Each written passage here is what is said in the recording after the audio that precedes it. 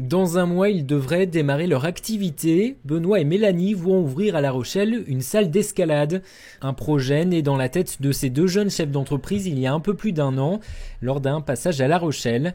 Ils ont trouvé ce bâtiment, l'ancienne maison de l'étudiant, reconvertie en salle d'escalade de bloc, la seule de la région. En fait, on a fait le choix du bloc parce qu'il y a très peu de contraintes. On n'a pas besoin d'apprendre à faire son nœud, d'apprendre à assurer, de mettre un baudrier. C'est beaucoup moins cher du coup parce qu'il y a très peu d'équipement à part les chaussons d'escalade. Et puis c'est beaucoup plus convivial qu'une salle de cordes parce qu'en fait dans une salle de mur à cordes, il y a une personne en haut, une personne en bas et puis on ne peut pas forcément communiquer de l'un à l'autre. Là, dans la salle de bloc, c'est des tapis partout. Il y a 600 mètres carrés de tapis au sol. Et puis on est assis sur les tapis, on regarde le copain grimper, on est plusieurs, on peut soit le soutenir, soit le charrier un peu s'il n'y arrive pas. La salle sera en accès libre, des cours seront également proposés.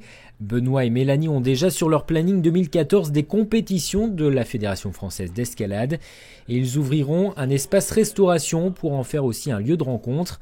Avant cela, il a fallu convaincre. Pour monter leur projet, ils ont été soutenus et accompagnés par les Cigales, un groupe de particuliers, de citoyens qui ont mis en commun leur épargne pour soutenir des projets d'entreprise comme celui-ci. Benoît et Mélanie ont obtenu une aide de 10 000 €, mais aussi un soutien moral et sur le plan administratif. Ils nous ont aidés à affiner le projet, vraiment rédiger un dossier qu'on pouvait présenter devant les banques aussi, parce que si vous regardez celui du début, celui de la fin, ça n'a rien à voir. Et donc au fur et à mesure, on a appris énormément sur plein de choses, des nouvelles compétences. Pour ma part, c'était créer un business plan. Je ne savais pas le faire avant.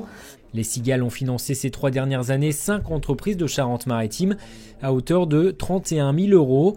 Un bar culturel devrait aussi prochainement ouvrir grâce à ce soutien de ce que l'on appelle la finance solidaire. Ce qui a peut-être changé, c'est que les banques viennent plus facilement vers nous. Parce que des fois, ce sont les banques qui envoient le dossier vers nous.